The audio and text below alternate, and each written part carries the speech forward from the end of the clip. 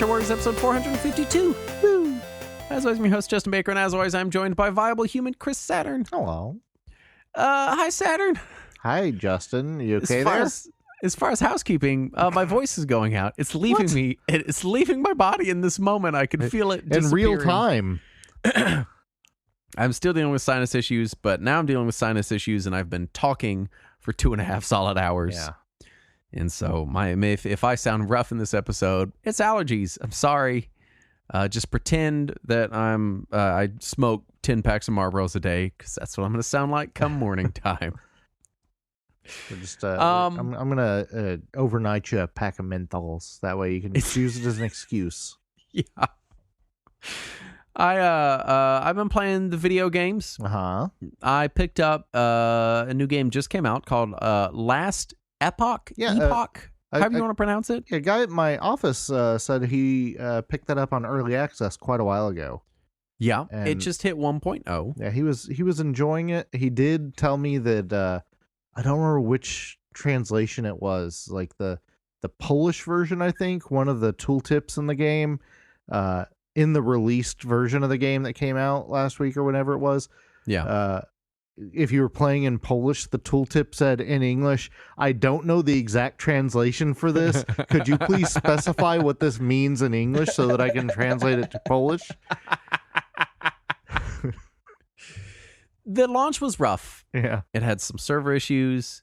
Honestly, watching the drama of people showing up and just being complete pieces of trash about server issues on a launch game was kind of as entertaining as the game. Right. But still, I just hate seeing those people. Oh, yeah. Well, like, it's one thing to be like, this game server's down, this sucks, I'm upset. It's another thing to be like, you should all be dead. Yeah. Like, people got way too fucking upset. Yeah. But it is an action RPG, a Diablo clone, if you will. Yeah. I believe you call them Diablo-likes. Yeah, Diablo-likes. I've been looking for kind of a good one. It seems to be a trend in the genre where the games are just getting very complex. Like, what's the one Grinding Gear Games does? Path of Exile. Oh, yeah. Is the trees in that, the character builds are insanely complex. And Have you even tried Diablo building 4, a character that's not a tree? I tried. Even Diablo 4 is just very, very complex, gigantic character trees with so many different options that, like, I'm struggling to build a good character. I don't even remember character options in the first Diablo. The first Diablo, it had a couple of options, but I only really remember it being like spells you could pick. I don't even remember. I'm sure there were. Diablo 2 kind of had... It had trees. Right, yeah. But it was just like, pick between these couple things. Right. And Last Epoch sits between kind of Diablo 2 and like Diablo 4, which normally you would say, isn't that where Diablo 3 sits? And I'd say, yes, you're correct. It's about that level of complexity, I feel. You can only ever have 5 different attacks on your hotbar at any given time. So the game is kind of built around sort of a more simple gameplay loop, just because you don't have 75 abilities all going off at once, and sort of really farming out your passive abilities. All this to say that it's a good mixture of, I don't feel like I need to stop playing the game to go look shit up to figure out what to do to make sure I'm not tanking my character, and being too simplistic. It's a nice balance of those two worlds. And it has definitely had some launch issues. There's been some weirdness, server instability. There's some font bugs. Like, there's some obvious problems still. I think it could have used a couple more months before it came out. But I've been really enjoying it. It is a budget price title. It's like $30 or $35. There is a cosmetic store. It appears to be only cosmetics. Like, literally, it's basically just like armor glamours that you can apply. Or like vanity pets, which I don't know. I don't love that it exists at all. Right. But it's kind of the least offensive version of that kind of business model, if that makes sense. Right. There is literally nothing that does anything in the game other than make thing look different that I've seen or that I've seen that they have planned. So, whatever. Yeah. It's nice enough. But I'm having a really good time with it. It is a kind of a time travel based game. So you're traveling between like these three, or really, I guess there's four different eras of this world, and going back and forth between it basically being the apocalypse at the end of time to this is like the thriving era, and the story moves back and forth between, time periods, which is cool. I like time travel stories. It's just fun. It's just a really good action RPG. I sort of fell out of Diablo 4 because the farther I went, the farther I had to spend time reading build guides on the internet. And it was just too much. It got to where I was struggling to feel like my character was really effective. And I sort of dropped it because of that. So it's been really nice to see, just something a little simpler, a little easier to grasp. I am still playing Deep Rock Galactic Survivors,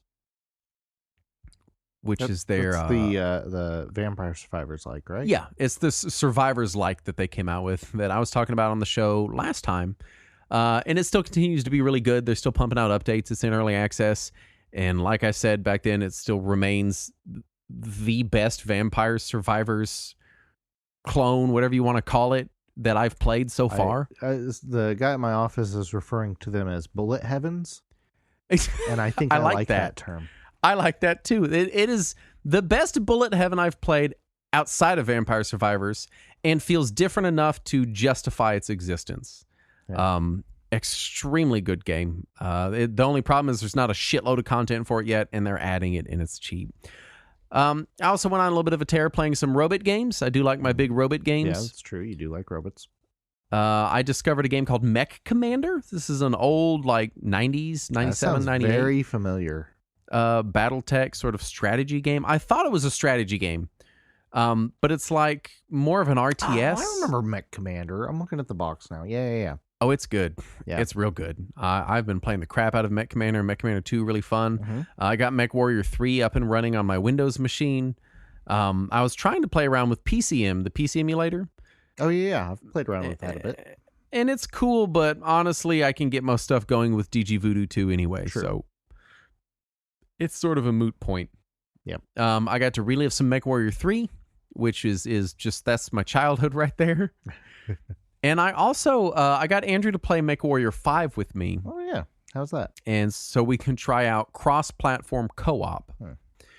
And other than a couple of times where he had to leave the game and re-enter, it worked great. We could do a full co-op campaign together. So I've got a separate save that's just mine and Andrew's little company that we've made. And man, I still love Mech Warrior 5. It's still just a stellar game.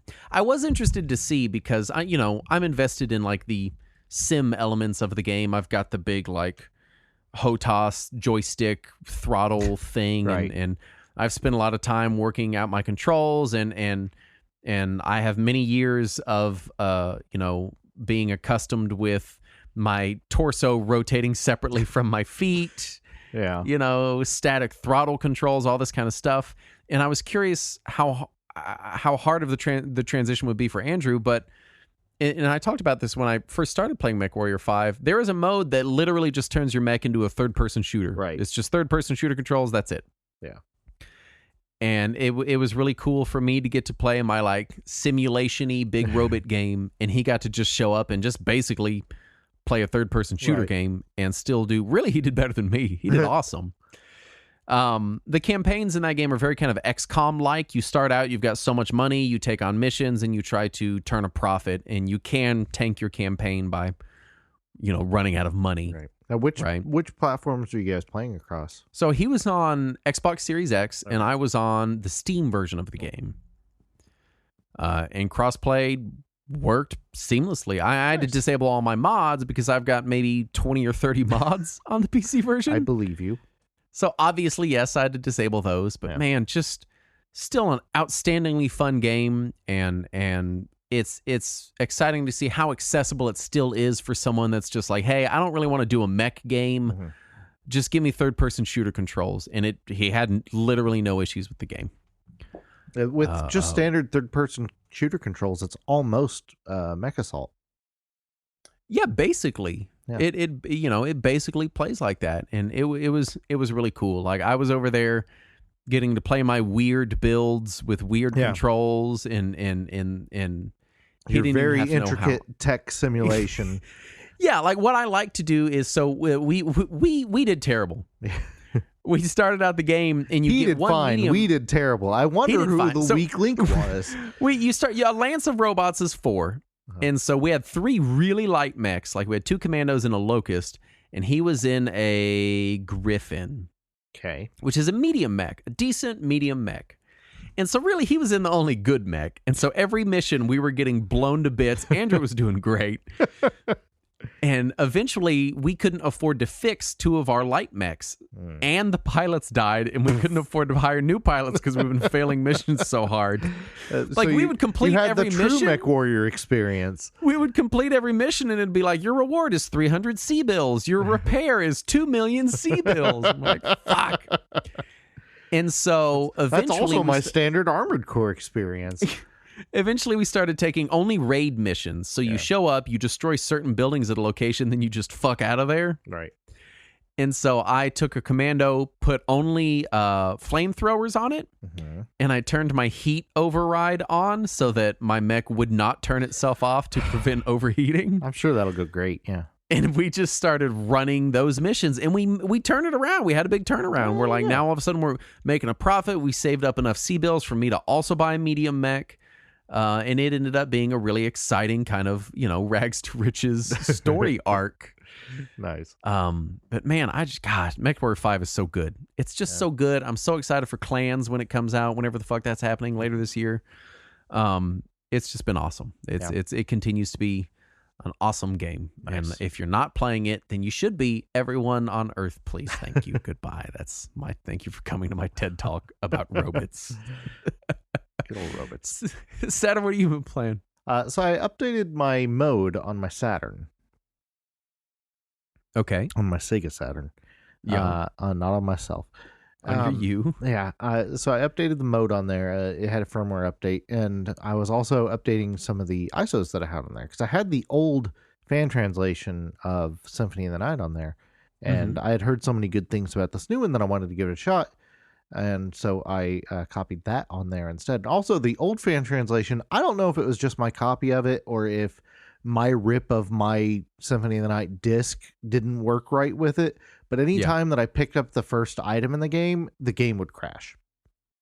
Like hard crash, power off the Saturn, kills the emulator. No matter what device I was playing it on, it would hard crash. This new translation, I do not have that problem. So the translation is better, or it likes my disc more. I'm not sure. I don't really care. It just works. And it is such a good translation of this game. Not only is it in English, but it fixes a bunch of the bugs with the Saturn version. And also it supports the 4 meg RAM cart for the Saturn. So you have more RAM than the game is expecting, so it loads faster. Which is one of the biggest problems with the Saturn Porta Symphony, is it has atrocious load times. It's now closer to the PS1 version as far as load time. Still not. Does it still have the minute and a half long game over screen? Yeah, but that's by design. Poor design. But just don't ever get a game over. That's the solution. Right. Just be amazing at the game. I forgot. No, just grind.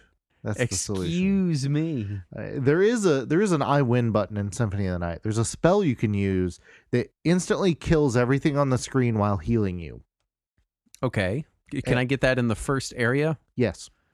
Okay. You start the game with it. How easy is that to get? Oh. So why don't I just do that every time? Exactly. Wait a minute. Is it one of those complicated ass input commands? It is. No, God. But it's easier on the Saturn controller, because the Saturn controller has a great D-pad. True. What kind of input are we talking? So it's back, forward, rotate to back, and then forward again. And then that's not too bad. Yeah, that's not too bad. That's kind of Samurai Showdown 5 special maneuver territory. Yeah. Okay. But yeah. So anyway, playing through that port, really good port. They did add in all of the voice acting from the PSP version, so that it has full English voice acting and everything. It's very nice. It's a very good port of the game. The port is awful. It's always been awful. But it is a very good version of the port. Excellent mod to the port to make it more worthwhile. Also, in the original version of the Saturn version, to get to the map, you had to pause the game, which took forever because of the poor RAM management that the game used, and then hit the L button, which again took forever to then load the map. And in the new version, if you just hold up and hit start, it brings up the map, which is nice. Nice. Would you say this is good enough that you would recommend this over the original PlayStation version, or is PlayStation still the version to play? That's hard to say. The PlayStation is probably still the best version of the game, but the Saturn version does have some exclusive areas with exclusive enemies and exclusive items. Yeah. And also it has Maria is a playable character who is also playable in the PSP, but she plays completely differently on the Saturn than she does on the PSP. So it does have some exclusive stuff, and if you want to check out that exclusive stuff, this is definitively the best way to do that. It's just an excellent mod to this game. Also, somebody, first of all, I got in my little adapter for the Analog Duo that would allow me to play Hue cards without it scratching the shit out of them. And then, the same day that it arrived, a jailbreak was released for it. So now you don't even need to use your Hue cards. Don't, but I do want to give a shout out to the guy that makes this adapter. I think it's Guinea Pig Games is the name of the place, and it's a really nice adapter. It also works in my proper Turbo and in your old PC Engine, so it's a nice little adapter if you just want some extra room so that things can fit in there easier. But no, I did install the jailbreak, and it's nice. I just have all of my CDs ripped and stored on an SD card, along with all of my Hue cards in ROM format, and also all of the exorbitantly expensive Hue cards that I will never be able to afford. Yeah. And, at what point does it feel like you could have just emulated all this? Before I even got it. That's when.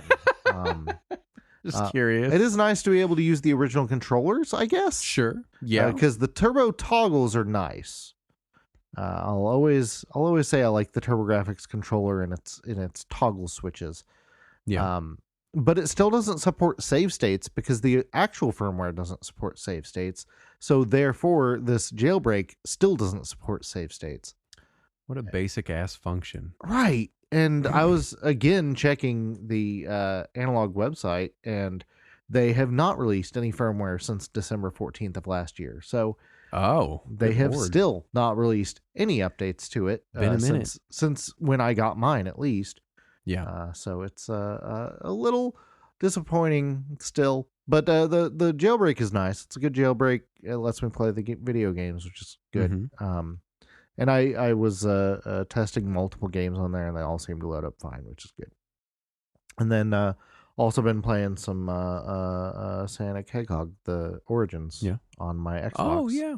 Yeah. And it's still neat. I still don't know that it's the definitive versions of those games, but it's a neat collection. I wish they hadn't delisted all of the old versions to release it, but yeah, that doesn't feel awesome. Does Origins has CD in it, right? Yeah, it's 1, 2, 3 Knuckles and CD. And that's my favorite Sonic game, Knuckles and CD. Yeah. And the Origins Plus pack also adds in a bunch of Game Gear games. Oh, right. Their weird, shitty pricing they had. Yeah, and also now you can play as Amy in all of the games. Oh, is she just a Sonic?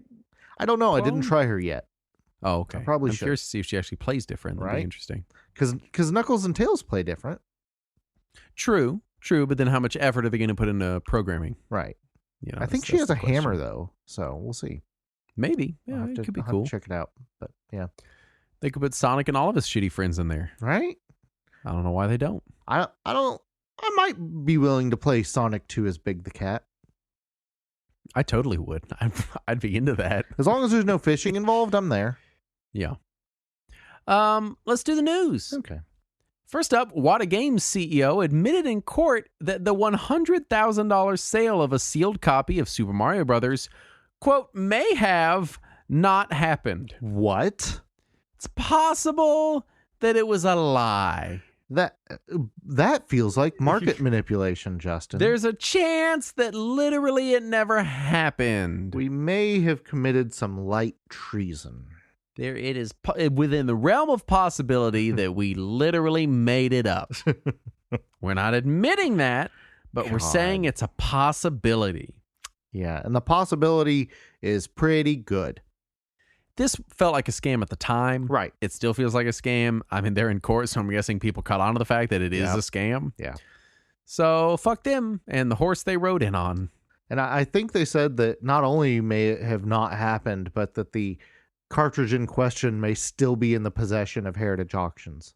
Oh, wow. Yeah. They didn't even like hand it to someone else and pretend to receive money. Right. They just literally were like, yeah, that sold for $100K. Anyway, moving on. Several delisted feature phone Mega Man games have been preserved. Yeah. That's cool. I don't know that I'll play them, but... Yeah, I don't want to play them either, but I'm glad that they exist for preservation purposes. Bunch of Japan-only feature phone Mega Man games. I'm sure there's some really weird and neat shit in there that's not been seen in any other game, so I'm excited to let the Mega Man community have a go at that. There's a weird world of some hidden gem feature phone games that kind of never saw the light of day, like the Wolfenstein RPG. Yep. Yeah, and Doom RPG. And Doom, one of the Doom RPGs, because there's two of them. that did get a port somewhere, didn't One of them got a port, but it was like to iOS, and it doesn't work on modern iOS. Is this a whole thing? There was also at least 2 point-and-click Silent Hill games on feature phone that I had on one of my phones, as well as some really weird-ass ports of like Castlevania and Mega Man and shit. Yeah. A fan-made port of Final Fight to Genesis is showing progress and is seeking endorsement from Capcom, which is the thing that they have given before for fan projects. So to be clear, there's not just them being weird. Yeah.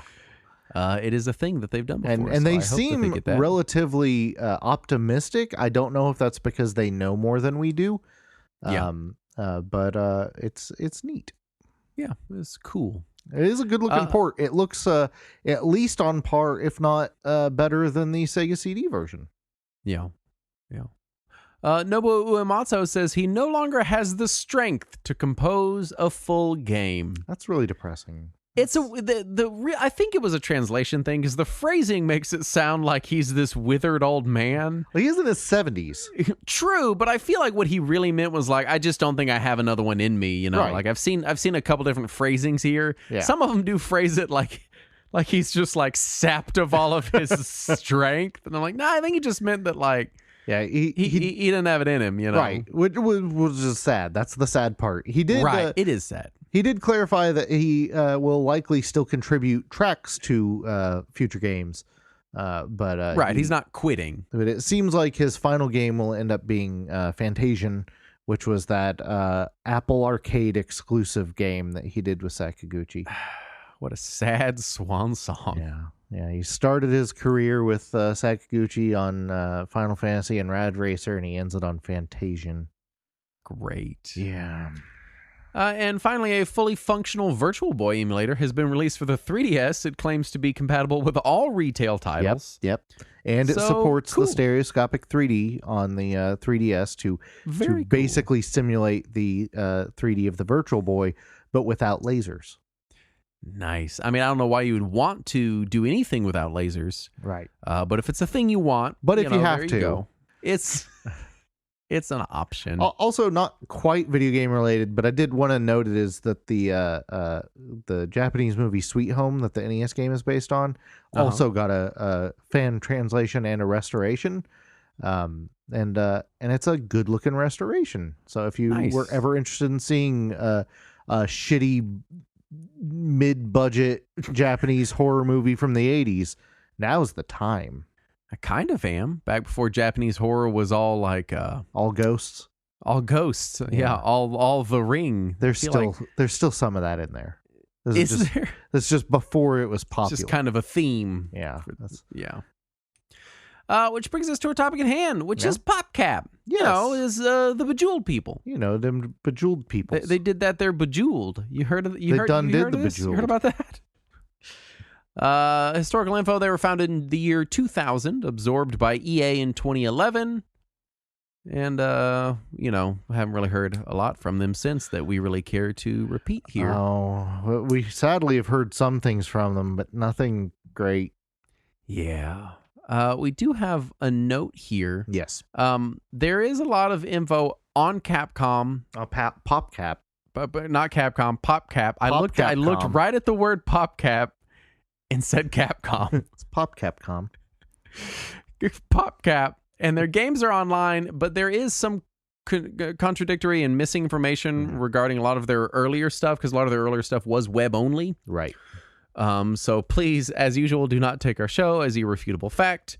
This is for entertainment purposes only, et cetera, et cetera, et cetera. We're mostly reading Wikipedia and Moby Games articles to you. Do your own research, think critically, so on and so forth. And so when we say web-only releases, we don't mean like these are digital games that you could purchase like you normally would think. We mean like these were Flash games and pre-Flash games that you just played in a web browser window. So it's a little hard to one, preserve those, and two, always get the most accurate information on them. As far as first encounters, I'm sure I've told this story on the air before, but I'll tell it again because it is my first encounter with PopCap. My mother was moving out of her house when I was 18, and I was moving, I think, in with my girlfriend at the time. So this was like 4 years ago.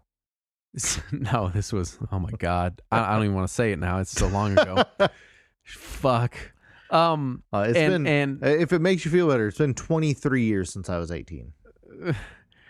And so she moved out, but we had the house till the end of the month because she had sold the house, but it wasn't closing till later. But I hadn't fully moved out yet because my apartment wasn't ready. Right.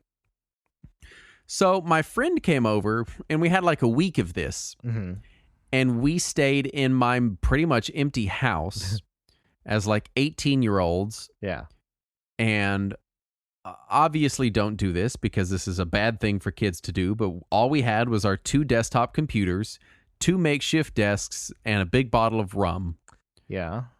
And we just hung out for a week, and it was Orange Box had just come out. Okay. Oh, so we got like 06. We both bought Orange Box. Yeah. And we were playing Team Fortress 2, we were playing Portal, we were playing Half-Life, and Peggle had just released. And so we were just mainlining Rum, Orange Box, and Peggle. So we would sit there and play whatever Orange Box game until like we were fried, and then go detox on Peggle for hours because Peggle is the ultimate detox game. Yeah. And that was just that week. Just that whole week of my life was just Orange Box and Peggle. I had just graduated, so like I had nothing going on. Nothing was happening. I was about to move. I had all the time in the world, and we had just drug our desktop computers into my vacant living room in a mostly, because even all my stuff was still in boxes. Right. And it was, that was it. That was a week of my life, and I was like, PopCap is the greatest fucking game company ever. And then later I played Plants vs. Zombies, and it just solidified the fact that they're the greatest game company ever. And then they got EA'd. Yeah. Which it feels like the theme of tonight, because we always do 2 episodes in a row. And last episode we were talking about Bullfrog, who also got EA'd. Yeah. This company's getting EA'd. Yeah, it sucks. Thanks, EA. It doesn't happen as much these days, but man, I was about to say, I feel like EA's image has, for totally undeserved reasons, seems to have softened a little bit. Only because years. Activision got worse. That does feel like it is like EA is just doing scummy business practices. Other companies have like horrible sexual assault allegations. Right, yeah. And apparently you don't have to stop being a bad guy. You just have to wait for someone to get worse. You have to wait till worse bad guys show up. And then suddenly everybody's like, hey, EA, all you do is fuck over consumers constantly, right? Yup, that's us. That's EA. Great, here's some money. Keep making those football games. What about sexual assaults? None that we've told you about. Okay, EA. I don't know who this consumer is that laughs like Elmer Fudd talking to his game company. I don't know, but I think they work on X-Play. Saturn, what is your first encounter with PopCap? So I basically wrote off Bejeweled during the early years when it was just a web-only game. And then I had a girl that I had dated a little bit there. She had gotten into Chuzzle. And I remember Chuzzle because it sounds so much like a sexual maneuver. So anytime that I would call her on the phone, because I would sometimes call her from work, if it was you'd be slow, like, "Hey, girl, you want to chuzzle?" I was like, "What are you doing?" And she's like, "Just playing Chuzzle again." And so I started playing Chuzzle at my office because the office I was working at didn't care if you did that kind of stuff at the time. And then a couple of years later, that girl had moved away. I didn't hear from her anymore, and I was dating my ex, and we were looking for something to do at like 3 a.m. one night when our friend was hanging out with us. And so we were looking up video games, and I was like, "Oh, we should play Chuzzle." And so we went and found the PopCap website to go play Chuzzle. Right. And then while we were there, she was like, "What's this other Peggle thing? And why do all these things sound like things you do in the bedroom?" And so we pulled up Peggle, and then we got really hooked on Peggle. And the three of us were just passing the mouse back and forth playing Peggle until I managed to, while they were playing the Flash version, I managed to pirate the full version because I was unemployed at the time and couldn't afford it. Yeah. And then we just played Peggle like until the sun came up. And then, good. And then Peggle's Plants vs. Zombies came out later, and I played way too much of that too. Yep. Did you ever do Zuma's Revenge? I'd never cared for Zuma. I did like a weekend of that. No, that was enough. That one was not my thing. I did get really heavy into Bejeweled Blitz for a little while. The timed one. Yeah. I never, we'll talk more about it, but yeah. Let's talk early history of PopCap, because it's at the time, it felt like a weird trajectory. Right. For game these days feels less weird, but so yeah, like at the time it was quickly becoming more common. So this was kind of the birth of the casual CD-ROM games and casual web games, and they definitely hit it before a lot of the others. So it was founded in 2000 by I might pronounce these wrong, John Vesey, Brian Fetty, and Jason Kapalka. Probably pronounced all that wrong. But there was a GDC talk with Jason Kapalka. I was kind of watching it in the background while I was doing stuff the other day. It is awkward. If you want to watch this, it's still on YouTube because GDC uploads all their GDC talks. Yeah, and it is clear that he is not very comfortable talking in front of a crowd, and what's weird is the crowd isn't like responding to his jokes at all. At least the microphone didn't pick it up if they were. And so he keeps like rushing through his PowerPoint deck, and it's just really unfortunate because like it was some really cool and interesting information. Just I feel so bad for him because he felt so awkward. Anyway. So on this GDC talk, he talks about how their first game was a strip poker game called Foxy Poker that they published under the name Sexy Action Cool. All right, yeah, classic Sexy Action Cool game, Foxy Poker. How could I? And they got the name Sexy Action Cool from a movie poster. I think he said it was Desperado. Like that was the review of it was Sexy Action Cool. They're like, that's the name of our company now. Publishing a strip poker game in the dead heat of the Newgrounds era as a Flash game made more sense then than it does now. Yeah, well, I mean, the way that Steam is going these days, it's not that it makes zero sense That's true. Yeah, that's true. But there was an era where, like, it was this later aughts era. This was early aughts. This was 2000. Oh, wow, that is way early. Yes. Even then, I feel like Newgrounds was really kicking off by like what, 2002, 2003? I don't remember. I was Newgrounds missed me. I was not part of that scene. Were you on E-Bombs? Oh, good Lord, no. No, I ignored all of the Flash scene. Like I did not want to be a part of it. I was on text-based web with the occasional QuickTime or Real Player movie on it. Oh, I spent a lot of time on Flash sites. Yeah, I did not. A whole lot of time.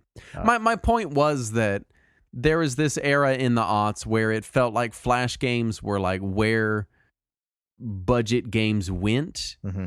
Because publishing, indie and budget games wasn't as accessible yet. Right. We didn't have indie games coming out on every major game platform, and Steam basically being busted wide open for whoever wants to publish whatever bizarre hentai game you made over the weekend with Unity assets. Yeah.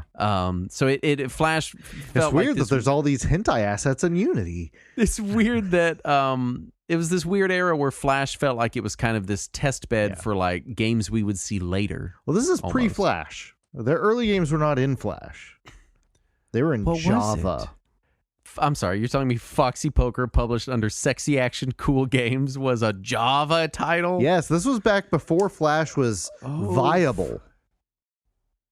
You would put games in either Shockwave or Java. Those were your options. Oh yeah, Shockwave. I forgot about Shockwave. So, and this was also during the era where Macromedia still existed. So if there was a Flash, it was Macromedia Flash, not Adobe Flash. So it was pre-Adobe. So they released Foxy Poker, and with the money that they made on that, which apparently Foxy Poker made them enough money to produce games, which I gotta say, brilliant move to just start with the porn. Yeah, a Java porn game in, what would you say, 2000? And it may have been before 2000, because he said PopCap officially formed in 2000, and this was before money that. Off of it. Yeah. Woof. I don't know if they were selling the game or if they were selling ads to play it in a web browser in your Netscape Navigator 4.0.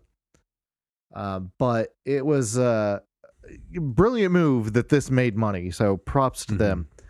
So they used the money that they made for that to be able to make the games they actually wanted to make. And again, they were making them in Java for web browsers.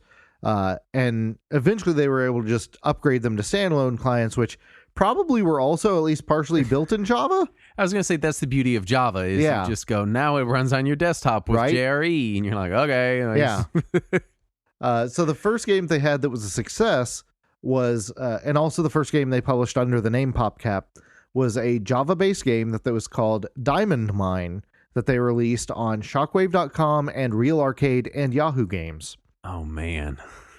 Those are some names we haven't heard in a couple of years. Blasts from the past. Yeah, and the game was a match 3 puzzle game where you move gems on a grid to form a match. It probably sounds familiar.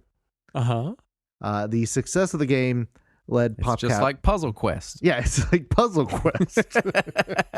With less RPG elements. Right. So they it did well enough, and it got enough traffic on those websites that they started developing it into a full-fledged release. And in order to help fund it, they signed a deal with Microsoft to host the game on MSN for $1,500 a month. Which honestly isn't a ton. That's less than I pay in rent now.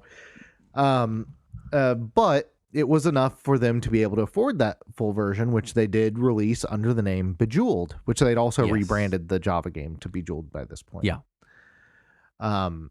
So they, continued to port Bejeweled to as many platforms as they could because it was a success, and it was a success everywhere.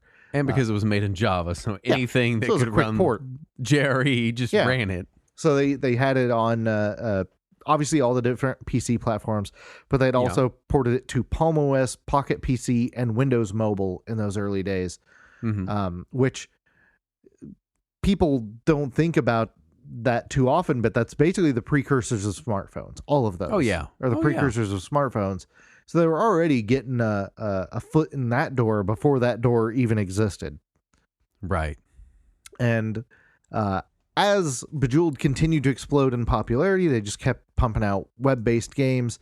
And most of those, if they were notable or successful, they would also get standalone releases. And some of those early successes would be things like Bookworm, Alchemy, Zuma, and Astropop, in addition to Bejeweled. So they were already establishing themselves as a rather prolific, casual game developer. And I was trying to look at because their Wikipedia article for the list of PopCap games is so weird. Like, first of all, the grid list is 2011 to present, which like fucking nothing noteworthy then. Yeah, their Wikipedia articles were trash. I had to find many sources to get any kind of reasonable picture here. But Astropop I remember just because it was on Xbox Live Arcade. Yeah, it did get an Xbox port. Yep. And then other stuff, Atomica, Banana Bugs, Big Money. No fucking idea. I mean, I don't know. No fucking idea. But that was the thing. They just kept throwing shit at the wall to see what would stick. And the ones that did stick were the ones that got retail releases. And those are the ones people remember. Around this era of computing, I would go to this website, and it was a big, giant tree with like thousands of dollar bills on it. And this is so stupid. In retrospect, I'm like, what the fuck? You know it's a fucking scam. Everyone would go to the website, and you would click on a dollar bill, and one of the dollar bills is worth $1 million. Oh, I'm sure it is. And if you click it, you win a real $1 million. Sure, yeah, that sounds believable. And I would spend hours sitting on this website clicking fucking dollar bills like, what? I'm going to be a millionaire. It was that, and I think it might have been a little bit later, but it was in this general era. That and Elf Bowling.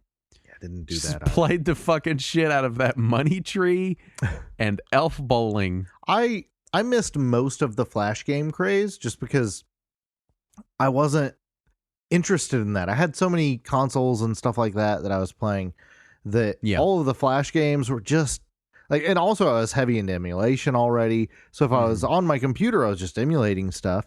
And if I was going on the web, it was for a purpose, either to talk to people or to research a thing. I wasn't looking to kill time. So much of that era just passed me by. I did a lot because I was really big into chat rooms. Yep. So I was really big in IRC, and that went right into AIM, went right into Yahoo chat rooms. Yeah, I stayed in IRC. I didn't move on to the other stuff. So I would just sit on the computer for hours and just casually chat or go role playing Yahoo chat channels. Yeah, no. Or go play Flash games. Just a lot of hanging out on the web. Yeah, I did a lot of that, but in more like text-based message boards and IRC channels. I didn't branch into the game stuff. It wasn't until that girl kept telling me to play Chuzzle that I tried any of it.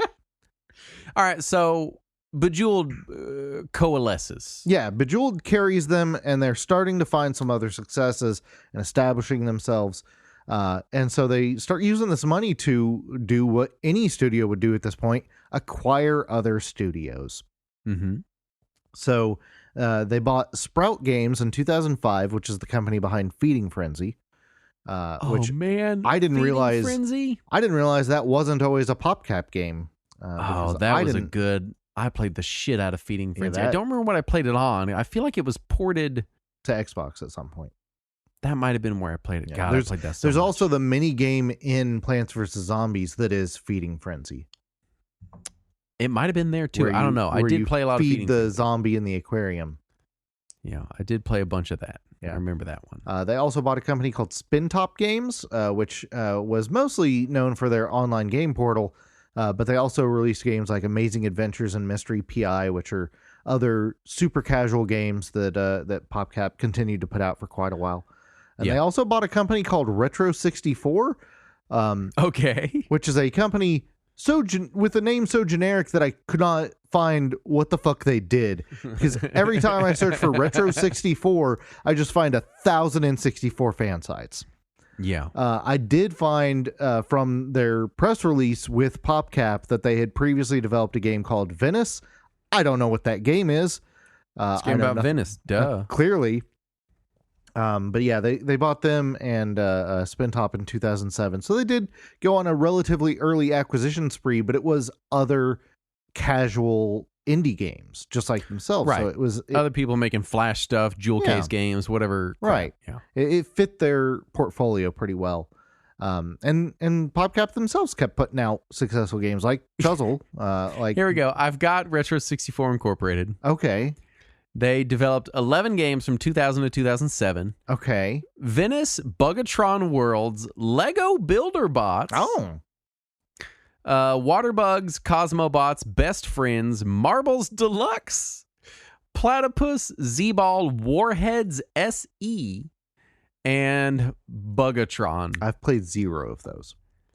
Yeah, they all look not awesome. Yeah. That's how I would describe I'm these. curious what asset they had that PopCap wanted. I don't know. Venice looks a little more polished, and it's got a Moby score, and like it released on Windows. Oh no, this is published by PopCap still. Okay. Um, Yeah. It looks did like the say last that game they had a license with PopCap to publish it, for and that's why Venice. they ended up buying them. Looks like the last game they made was Bugatron, which is this is Galaga. Oh, okay. This is I know just Galaga. super shitty looking Galaga. Yeah. So yeah. you know.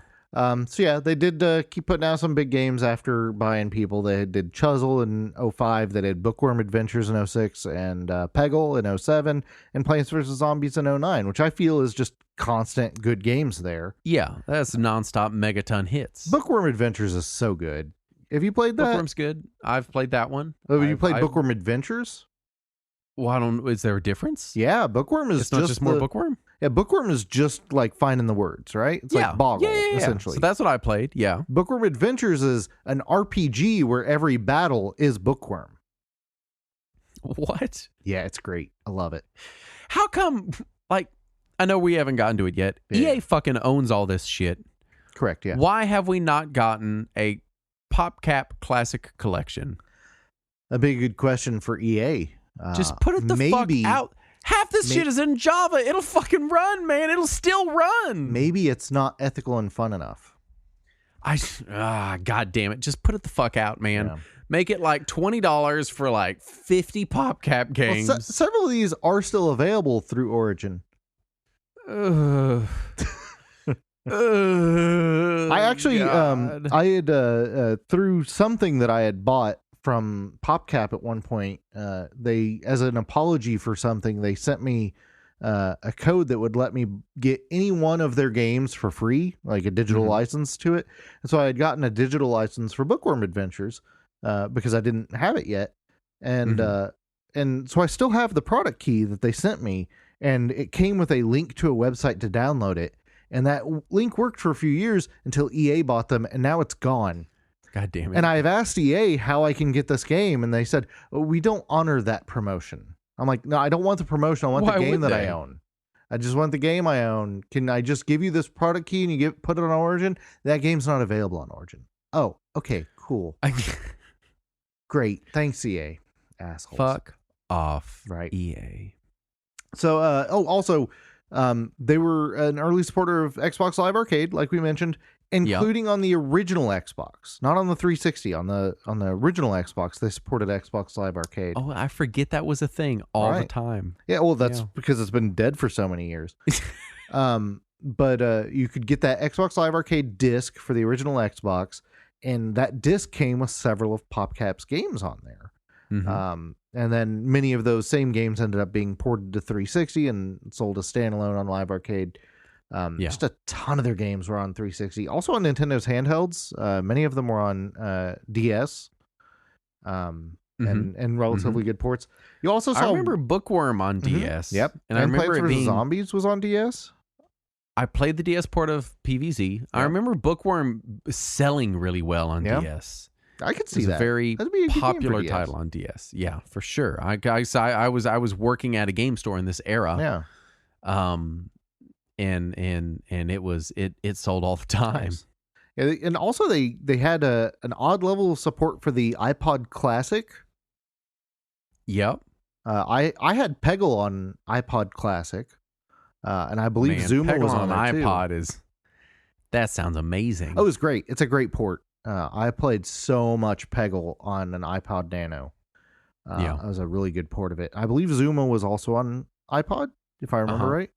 And then, of course, that just feeds right into them eventually supporting iPhone because, they were already working with Apple and in their ecosystem.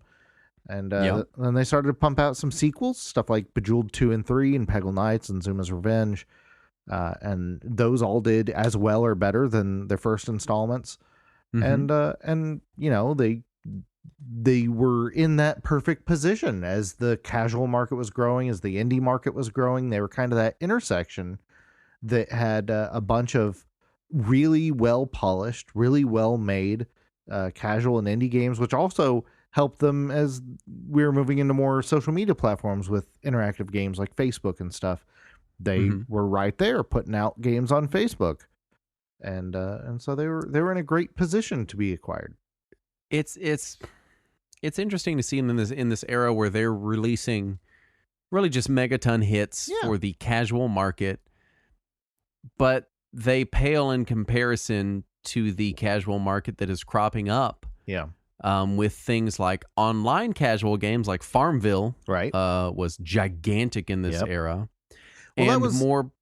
Go ahead. That was part of it. Was they had all these games they're putting on Facebook, things like Bejeweled Blitz and even the original Plants vs. Zombies they had released on Facebook, but they weren't monetizing them in any way. They weren't adapting. They them were just for that. Here market. is the game. Which, granted, that's a great business model for the consumer. But then they didn't transition into that more predatory business model that so many of their competitors were, between smartphone gaming, between Facebook game. I know Facebook gaming isn't a thing anymore, but it was huge. Oh yeah, for a hot minute there. For a minute, there was nothing in their games that would say like, "Oh, invite your friends and compare your scores and have them give you 2 extra bonus lives so you can keep playing." And like, I cannot understate the success of Farmville. Mm-hmm. Farmville was so fucking massive in the casual market. Almost every TV show sitcom that was running in the Farmville era did a Farmville episode. What was the Mafia one that was on Facebook? Oh God, I don't know. The only one I know was Farmville. I didn't play any of them, so I knew the big ones. Was bigger than Farmville for a minute, and then Farmville got popular. Yeah, but I don't remember what it was. But yeah, so PopCap is releasing rock solid gold hits in the casual market. Yeah, but they're swimming with sharks. You know, they're just not predatory enough to keep up with everybody else, and that's why their games remain such stone cold classics in the casual space. But also why they got EA'd. Yeah, and that's the unfortunate end of the story. Really is. I suspect that EA bought them under the presumption of like, hey, these guys make great casual games. Let's Farmville these fucking things. Yeah, and that's the thing. Zynga was coming around with Farmville, Mafia Wars. That was the other one, and that one's also Zynga. Yes. And so Zynga's coming around with these games that are just making money hand over fist on social media. EA sees PopCap as the successful casual game company, and then EA bought PopCap. So it was July of 2011. They acquired PopCap for $650 million plus $100 million in stock options, which is not chump change. That's a tremendous amount of money. Especially back then for a casual. Right. I remember us just collectively people being like, for the fucking casual, the bookworm people. Yeah, for the Bejeweled people, really? Yeah. And since being acquired by EA, their focus has greatly narrowed. Since 2013, PopCap has only released sequels or spin-offs to Bejeweled, Peggle, and Plants vs. Zombies, and that's it, in 11 years. Often increasingly predatory versions of those and games. Also increasingly dissimilar from their original games. Worse, yeah. Because like, how many Plants vs. Zombies team shooters have there been? Yeah. No, hold on. They have one game that is not PVZ or Peggle. It released in 2019, and it's called Winter in New York. Are we sure? Oh, no, wait, I'm sorry. What the fuck? Moby Games, why is this on the list? Right? That doesn't sound like PopCap. What is Winter in New York on this list for? This was published by Big Fish Games, developed by Pixsquare. They've got it on the wrong list for some reason. Yeah, that's just a goof, I guess. Because it's just Bejeweled, Peggle, and Plants vs. Zombies. Okay, here it is. The software they used to make the game was PopCap Framework 1.3. Oh, that totally counts then, Moby Games. Good job, Moby Games. Right. You did it. And since EA's been involved, there's been a lot more live services, a lot of free-to-play with microtransactions, a lot of predatory bullshit and limited and ad-supported games, and It is fascinating to play PopCap games because I'm so accustomed to anything remotely casual being as predatory as possible. Yeah. I'm so accustomed to it that every time I play a PopCap game, it's like I'm wincing, waiting for it. Waiting for it to be like, for only $2.99, you're going to remove this ad or whatever fucking shit. Oh, just play any of the ones since EA bought them. Right. I mean, I still play the originals. Right. But it's like they're so pure. They're such a pure expression of what makes casual games attractive. Right. Right in that sliver of time before the industry shit the fucking bed. Yeah, and the thing is, even like the versions of PopCap's games that we can play now are the deluxe versions, the ones that were sold retail. Right. But even the old web-only versions just had like an ad, which at the time I was upset that there's an ad for video games. Still annoying. But compared to how predatory and disgusting things have gotten now, just a single ad to play a game is nothing. I don't remember when it happened, but there was an era where PC Gamer magazine transitioned into Games for Windows magazine. Yep. It wasn't PC Gamer's Computer Gaming World that transitioned. Computer Gaming World, I'm sorry. Yeah, CGW transitioned into Games for Windows magazine, the officially licensed Windows magazine. Right. Which was, God, what a disgusting... Yeah. What the fuck? Call it Vista anything era. else. Yeah. License the magazine, sure. Buy the fucking thing. Gut it. At least pretend we're not goddamn idiots. Yep. Anyway, I'm a goddamn idiot, and I bought like every issue of GFW magazine. Gross. And I remember I got it because everyone was like, yeah, Computer Gaming World's the best computer magazine. And this was like late high school for me. It's like 05-ish. Yeah. And so I in like 05 to 07 is when I got my computer that was gaming capable. And I was wanting to get into like the culture of it. Right. And so GFW magazine was your cultural window. Everyone was like, Computer Gaming World's the best. And then it was right when it transitioned. And I was like, all right, Games for Windows, that's a dumb name, but it's issue 1. I can get it on the ground floor. Yeah. And for people who don't know Jeff Green was the editor-in-chief for Computer Gaming World for a bajillion years. And he has written a shitload about video games. He's a very respected member of the actual games journalist, world. One of the few remaining games journalists. Well, at the time. At the time. And I remember because I was buying GFW magazine, that led me into oneup.com, which was like a sister site, which led me Davis portal, which led me into eventually Retronauts, but then the world of One Up podcasts, which is what got me into listening to podcasts. I would put them in iTunes and then download them onto my iPod. And I was listening. They had a podcast called GFW Radio. And the people on GFW Radio knew that GFW was a bullshit ass dumb magazine. Yeah. They knew it. And so they would just kind of fuck around and embarrass the brand on this dumbass podcast. GFW Radio was, now let me say this. This was, game journos in the aughts. It has not aged well. I'm sure there is language and insensitive ideas and opinions of the edgelordy PC gamer mid-aughts culture. Right. So be aware. I'm not saying go listen to this shit because it's this hidden diamond in the rough. No. But at the time, it was so weird and funny. And Jeff Green was on it. And just hearing them be completely sardonic and hateful and just disrespectful of Games for Windows magazine. And the podcast was called like GFW Live. And in the middle of that, Jeff Green went to work at PopCap. Oh. And I don't remember the exact year range, but it was right on that edge of like, hey, Capcom or PopCap, is maybe putting out some bullshit. So this is a little later. Like I'd been listening to it. I graduated high school, and they're like, oh, they're getting acquired. And he goes to work for him. I don't remember the timeline, but it was like a fucking funeral for Jeff Green of like, oh, he's joining the industry. And of all the fucking companies to join, he joins PopCap.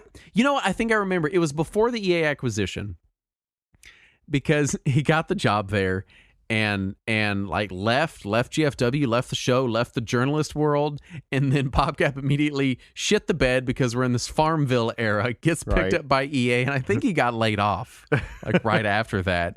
And every time PopCap and Jeff Green, despite the fact that I don't think he did any development or anything. I think he just worked there in like a marketing capacity, maybe a writing capacity. I don't know that he has any game credits to his name. But for me, Jeff Green and PopCap are like inherently linked. You know, even though he was just there for a couple years, then got shit canned or whatever. And so it was just yeah. I remember like all the jokes at PopCap's fucking expense. Of they're like, legendary editor-in-chief of Computer Gaming World, Jeff Green, going to fucking PopCap. Yeah, I'm looking it up. It looks like he was the director of editorial and social media for PopCap. Yeah, that sounds right. And then he was moved into the Sims division after they were bought by EA. That poor dude, man. He was an absolute legend in the games journalist world. You know, he's just one of those people. It's just so sad. It was so sad to see him go to fucking GFW Radio or GFW Magazine and then to PopCap. Yeah. And it just yeah, there was a lot of disillusionment with the industry around this era when smartphones were really kicking off. Yeah. When a lot of casual games, even the good casual games, couldn't keep up with the predatory marketplace. Right. It was around this era that Horse Armor happened. Yep. And suddenly we're getting microtransactions and DLC for stuff, and we're getting nickeled and dimed, right. and it just has all been. Now it's weird because like predatory casual gaming is such a well-oiled machine now. Yeah. It is like a neurochemical fucking black box. Like they have this shit down. Oh yeah.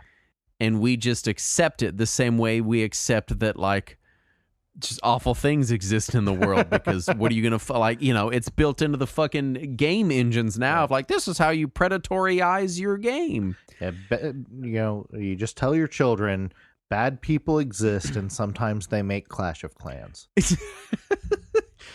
And it's just, this was that era when we saw it all descending into that. Yeah. When all of a sudden one of the more respected PC gaming magazines became GFW Magazine, right. when PopCap got scooped up by EA, when awesome games like Peggle were outcompeted by a game about growing fucking lettuce on Facebook. You know, I have to say, I was already angry at EA for at least a decade by this point because I had already watched them gobble up Bullfrog and Maxis and Westwood and I'm even trying to think of all the other terrible acquisitions they made of great companies.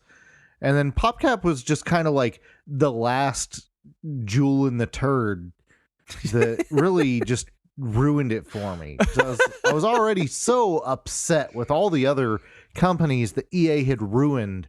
And to see them ruin just one more company was just too much for me. I just lost all hope I still had for a while there. Yeah. And so going further into PopCap's sad history, after EA bought them, they just started firing people. In 2012, they laid off a bunch of people. They shut down the company's international studio.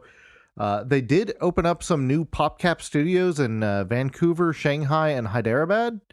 Okay. But I don't know that any of them have any influence from the original PopCap, and they may have just been making these spin-off games.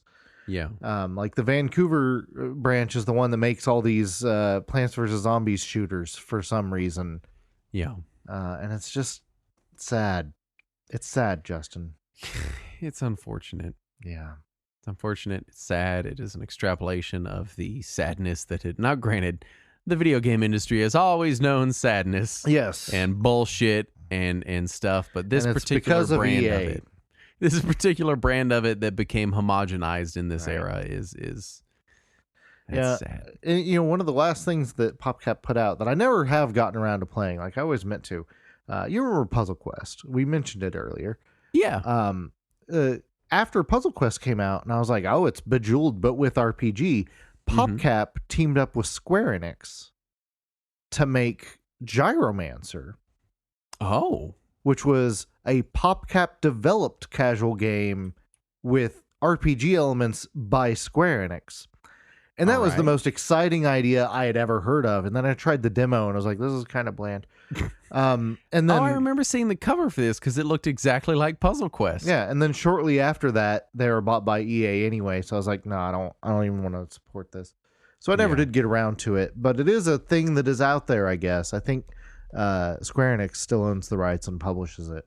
But it looks a whole generic. shitload like Puzzle Quest. Yep, it is so generic. Just Did this get a DS port?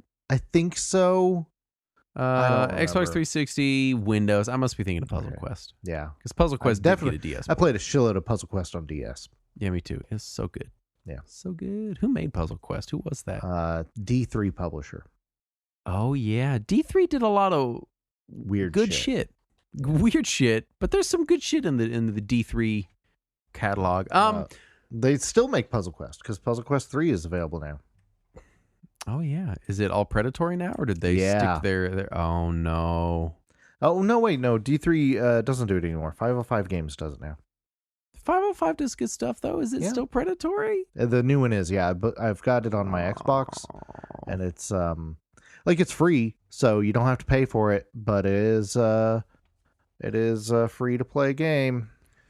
I think a lot of what makes Vampire Survivors so exciting, so enticing, so invigorating to me at least is we talked about it when we did our Vampire Survivors episode. It is that it takes so much of this mobile and casual design of like do a couple little things and you get lots of like explosions and stars and fireworks and things on your screen that PopCap games do so well. Yeah. Like, there's no reason that at the end of your Peggle level, a bunch of rainbows explode out of everywhere and it plays intense orchestral music and shows a slow-mo shot of your ball falling into a little bonus hole. There's no fucking reason for that. It just feels good in your brain. Your brain's like, oh, yeah, we did a good thing and we're awesome. And games like Vampire Survivors are a distillation of that without the predatory nature, which is, it's become so rare that it's a novel again, right? To see that without like, anyway, if you want more of these brain chemicals, pay us $2.99, and you're like, well, I do like my brain feel, so here's more money. And Vampire Survivors even got another update the other day with more content. I saw that, the space update or whatever they called it. I haven't tried it yet. Weird. I need to. Yeah. I played VS co-op with my daughter, and she played someone that was invincible. What's their name? Queen Sigma?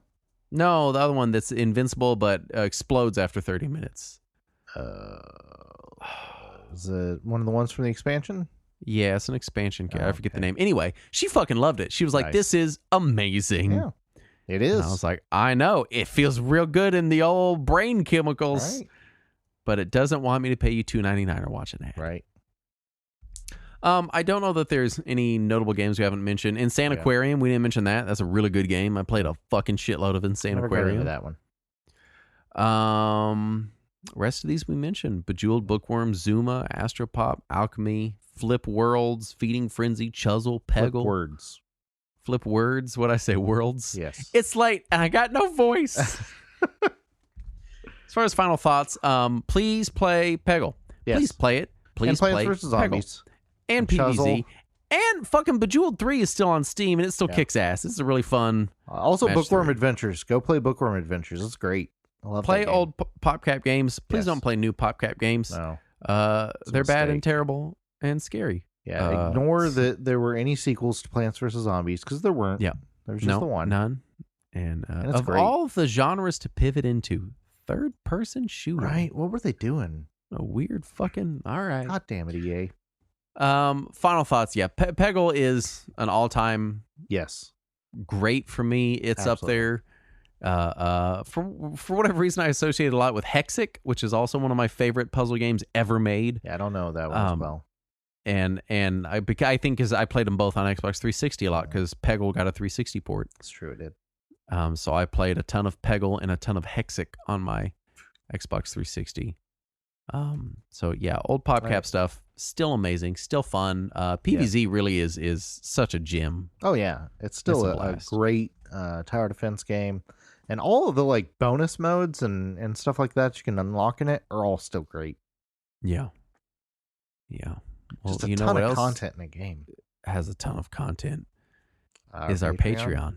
At patreon.com/Retro Warriors, where you can give us money and we'll spend it on things. That's the song I wrote. Is it? About Is that legally considered a song?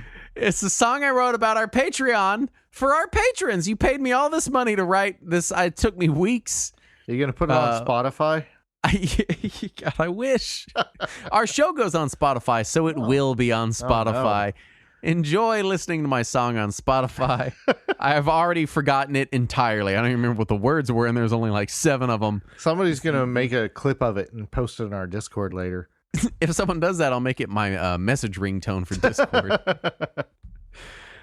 We want to thank the following people who give us money on Patreon, starting with Chris Courage. And Captain Koloff. Blackened. Casey McGinty. Oh, our producer Guy. Ebucel. George McBain. Sharp Cheddar. Nick M. And Novocaine FS. Are all the patrons we're thanking in this episode. And if you want to be thanked in a future episode at some undetermined date that you may or may not actually listen all the way to the end of and hear, then give us money. We'll do it for money. Yeah. We'll do anything for enough money, please. We just want money. Everything's so expensive. You know how much Digimon cost? They got expensive. Oh, God. They went up. Okay, also, they're making you get extra shows now. And shit. Yeah, there's stuff, I guess. I don't listen. We need money. Poor PopCap. Yeah. They just got fuckered. They got proper fuckered, Justin. Yeah. Anyway, sad ending. But thanks for listening to the show. Yeah. We'll be back next week. And as always, let us cling together.